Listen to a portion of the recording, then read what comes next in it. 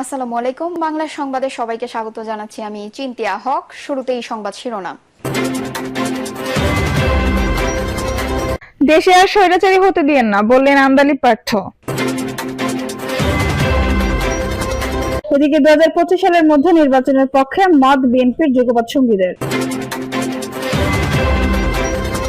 জানাবো হিংসাই নাই, 31 দফার মাধ্যমে দিতে হবে নির্যাতনের জবাব, বলছেন তারেক রহমান। আওয়ামী লীগ স্বৈরাচারী শাসন রাষ্ট্রের সব প্রতিষ্ঠান ধ্বংস করে দিয়েছে, বলছেন আমিনুল হক। এবং সর্বশেষ জানাবো হবিগঞ্জে মসজিদে টাকা নিয়ে সংঘর্ষে আহত শতাধিক। দর্শক শুনছিলেন সংবাদ শিরোনাম, এখন বিস্তারিত। দেশে আর স্বৈরাচারী হতে দিয়েন না, বললেন আমদানি পার্থ। বাংলাদেশ জাতীয় পার্টির বিজেপি চেয়ারম্যান আমদানি রহমান পার্থ বলেছেন, এখন যেন আমাদের মনে না হয় যে আমাদের অপোজিশন নাই, যাই খুশি তাই করব, আপনারা ওই জিনিসটা দাঁড় করান, আমাদেরকে আর স্বৈরাচার হতে দিয়েন না। আমদানি রহমান পার্থ বলেন, এই জনগণ 50 বছরেই তো রাজনীতিবিদদের দেখেছে, আজকে এখানে আমার সব কথা বলা উচিত না, কিন্তু মনে হলো রক্ষী বাহিনীর কথা কেন এখন মনে পড়লো। এই রক্ষী বাহিনীর পরেও কি 2008 সালে আওয়ামী লীগ নির্বাচিত হয় নাই, আওয়ামী লীগ এমপি বানাই নাই?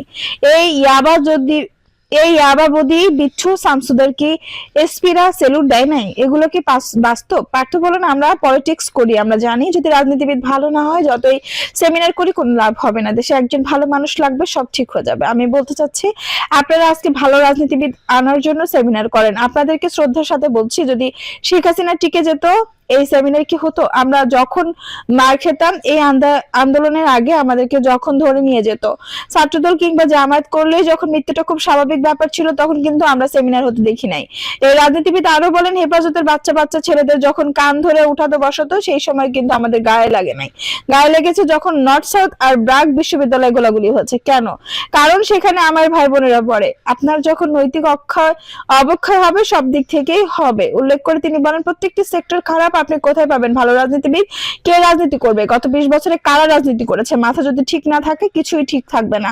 আপনারা তাই করুন, যাতে আগামীতে ভালো মানুষরা রাজনীতিতে আসে। 2025 সালের মধ্যে নির্বাচনের পক্ষে মত বিএনপির যুগপৎ সঙ্গীদের। 2025 সালের মধ্যে নির্বাচন অনুষ্ঠানের পক্ষে মত দিয়েছেন বিএনপির যুগপৎ আন্দোলনের সঙ্গী 12 দলীয় জোটের নেতারা। তারা মনে করেন 2025 সালের মধ্যে নির্বাচন আদায় করতে না পারলে সেটা নানা কারণে আরো বিলম্বিত হতে পারে। তাই নির্বাচনের জন্য রাজনৈতিক চাপ তৈরি করতে হবে। বৈঠকে বিএনপির পক্ষ থেকে জোট নেতাদের নিজেদের মধ্যে বিভেদ সৃষ্টি না করে ঐক্যবদ্ধ থাকার আহ্বান জানানো হয়। একই সঙ্গে তাদের জানানো হয় নির্বাচন নিয়ে তাদের মতামত বিএনপি স্থায়ী কমিটির বৈঠকে আলোচনা করা হবে। নির্বাচন ইস্যুতে বিএনপির অবস্থান আনুষ্ঠানিকভাবে সংবাদ সম্মেলন করে তুলে ধরা হবে। বৈঠক শেষে বিএনপির স্থায়ী কমিটির সদস্য নজরুল ইসলাম খান বলেন, 12 দলীয় জোট নেতাদের সঙ্গে আমরা আলোচনা করেছি, সমমনা জোট সহ আরো যারা আছে তাদের সাথে আলোচনা করে সিদ্ধান্ত নেওয়া হবে। তারপর আমরা আপনাদের সিদ্ধান্ত জানাবো। জাতীয় পার্টির কাজী জাফর চেয়ারম্যান মোস্তফা জামাল হায়দার বলেন, 12 দলীয় জোট নেতৃত্ববৃন্দ এবং বিএনপি নেতৃত্ববৃন্দের সঙ্গে দীর্ঘ সময় বৈঠক হয়েছে। আগামী দিনে রাজনৈতিক কর্মসূচি কি হবে তা নিয়ে আলোচনা হয়েছে, কিন্তু কর্মসূচি চূড়ান্ত হয়নি। বিএনপি স্থায়ী কমিটিতে আলোচনা করে কর্মসূচি চূড়ান্ত করা হবে। আমরা নিজেদের মধ্যে আলোচনা করেছি, আজ আমরা চূড়ান্ত কোনো সিদ্ধান্তে উপনীত হতে পারিনি। তিনি বলেন, আমরা দীর্ঘদিন যাবৎ ফ্যাসিবাদ বিরোধী আন্দোলন করেছি, ঐক্যবদ্ধই আছি, আমাদের ঐক্যের প্রয়োজনীয়তা এখনো ফুরিয়ে যায়নি। বিএনপির সঙ্গে আরো যারা রাজনৈতিক দল আছে তাদের সঙ্গে আলোচনা করে কর্মসূচি ঘোষণা করা হবে। বৈঠক শেষে 12 দলীয় জোটের নেতা শাহাদাত হোসেন সেলিম ঢাকা পোস্টে বলেন, আগামী নির্বাচনের বিষয়ে আলোচনা হয়েছে, আমরা আমাদের মতামত বিএনপিকে দিয়ে এসেছি। 12 দলীয় জোটের শরিক একটি দলের শীর্ষ একজন নেতা নাম প্রকাশ না করার শর্তে বলেন, আমাদের জোটের সবার মতামত ছিল আগামী নির্বাচন 2025 সালের মধ্যে করতে হবে, সেটাকে কোনোভাবে 2026 সালে নেওয়া যাবে না।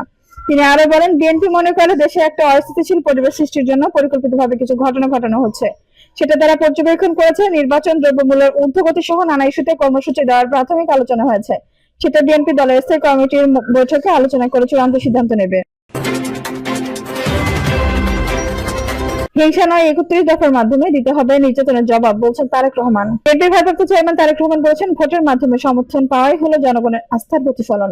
ভোটের মাধ্যমে আস্থা আমাদের অর্জন করতে হবে, সে আস্থা অর্জন করতে হলে মুখে বললে হবে না, মানুষ জানতে চায় আমরা তাদের জন্য কি করব। আমরা আস্থার একটা পর্যায়ে আছি, আমাদের এই আস্থা ধরে রাখতে হবে। আমাদের প্রতি নির্যাতনের জবাব হিংসা নয়, 31 দফার সফল বাস্তবায়নের মাধ্যমে অন্যায়ের জবাব দিতে চাই। কর্মশালায় তারেক রহমান বলেন, আমরা রাজনৈতিক দল, আমরা ভোটের কথাই বলবো। আগামী নির্বাচন করেই কি আপনি ক্ষান্ত দিয়ে দেবেন? মানুষ জানতে চায় আমরা কি করব। এখন শুধু কথাই চিরা ভিজবে না। আগামী প্রজন্মের জন্য নিরাপদ বাংলাদেশ বিনির্মাণে সবাইকে কাজ করতে হবে। নেতাকর্মীর উদ্দেশ্যে তিনি বলেন, পরবর্তী নির্বাচনের আগে জনগণকে দেখাতে হবে আপনি কি কি করতে পেরেছেন। সবটা হয়তো আমরা পারবো না, তবে যতটুকু করবো তা জনগণের কাছে তুলে ধরবো। আমাদের বহু সহকর্মী খুন হয়েছেন, জুলাই আগস্ট আন্দোলনে আমাদের 5 শতাধিক নেতাকর্মী খুন হয়েছেন।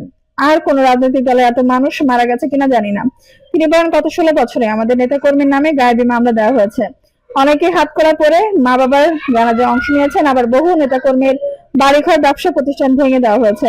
ব্যক্তিগতভাবে বললে আমার উপর নির্যাতন হয়েছে, আমার বাবাকে হত্যা করা হয়েছে, আমাকে নির্যাতন করা হয়েছে, আমার ভাই তাদের অত্যাচারে মারা গেছে। আমরা এই নির্যাতনের জবাব যদি তাদের মতো দিই তাহলে তো হবে না। তারা অধম বলে আমরা অধম হবো নাকি? আমরা এর জবাব 31 দফা সফল করার মাধ্যমে দেব। মানুষের অধিকার প্রতিষ্ঠা করতে পারলেই তাদের জবাব দেওয়া হবে। এর আগে 31 দফা দিয়ে নেতাকর্মীর বিভিন্ন প্রশ্নের উত্তর দেন তিনি। তারেক রহমান বলেন, এত নির্যাতন সহ্য করে জেল খেটেছেন, কষ্ট করেছেন কেন? আপনারা এমন কাউকে সুযোগ দেবেন যে আপনাদের সব কষ্ট পানি ঢেলে দেবে? মানুষ বিএনপির দিকে তাকিয়ে আছে, আপনাদেরও জনগণের দিকে তাকাতে হবে। আপনাদেরও বুঝতে হবে কি করলে জনগণ আপনাকে আরো পছন্দ করবে। ভারপ্রাপ্ত চেয়ারম্যান বলেন, স্বৈরাচার যখন জনগণকে অধিকার বঞ্চিত করে অস্ত্রের মুখে ক্ষমতা ধরে রেখেছিল, তখন আমি বলেছিলাম টেক ব্যাক বাংলাদেশ।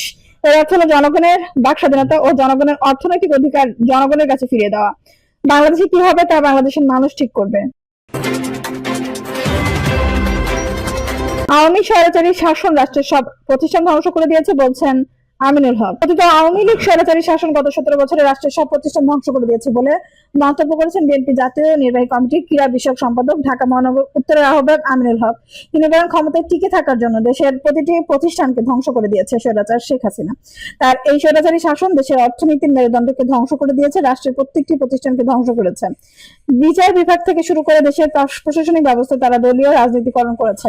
শেয়ার বাজার লুটপাট, ব্যাংক ডাকাতি, রাষ্ট্রের সম্পদ লুটপাট, ভোট জালিয়াতি তারা করেছে। তিনি বলেন, বিএনপি শুধু মেহমানদারি করে নাই, গত 17 বছর ধরে দেশের বিভিন্ন অঞ্চলে মানবিক কার্যক্রম করে আসছে। দেশে যে কোনো ক্রান্তি লগ্নে, যেমন করোনাকালীন কঠিন সময়ে বন্যাতদের সহায়তা এবং দেশে মহামারীর সময় বিএনপি নেতাকর্মীরা তারেক রহমানের নেতৃত্বে কাজ করেছে এবং মানুষের পাশে এসে দাঁড়িয়েছে।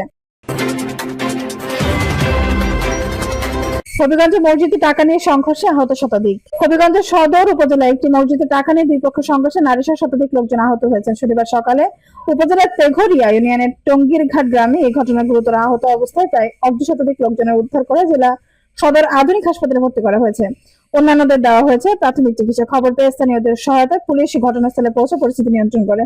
স্থানীয়রা জানান, টঙ্গীর ঘাট গ্রামের জামে মসজিদের 14 লাখ টাকা নিয়ে মতবিরোধে দেখা দেয় একই গ্রামের মুরব্বী মোহাম্মদ তাইবুল্লাহ ও আলহাজ মিয়ার মধ্যে। মসজিদের বর্তমানে কোনো কমিটি না থাকায় ওই টাকা আলহাজ মিয়া মসজিদের অন্য কোনো কাজে লাগাতে চায়, আর তাইবুল্লাহ সহ গ্রামবাসী টাকা ব্যাংকে অ্যাকাউন্ট করে সেখানে রাখতে সম্মত হয়। এই নিয়ে শুক্রবার রাতে এক বৈঠক হয় টঙ্গীর ঘাট গ্রামে। সেখানে আলহাজ মিয়ার সঙ্গে বাগবিতণ্ডা ও হাতাহাতির ঘটনা ঘটে তাইবুল্লাহ গ্রামবাসীর। এরই জেরে শনিবার উভয় পক্ষের দেশীয় অস্ত্র লাঠি নিয়ে সংঘর্ষে জড়িয়ে পড়ে। দর্শক, এই ছিল এখনকার সর্বশেষ সংবাদ। নিশ্চয়ই ভালো লাগলে অবশ্যই একটা লাইক দিন, কমেন্ট মূল্যবান মতামত জানান। সবসময় আমাদের পাশে থাকতে সাবস্ক্রাইব করে বেল বাটনটি অন করে রাখুন। ধন্যবাদ।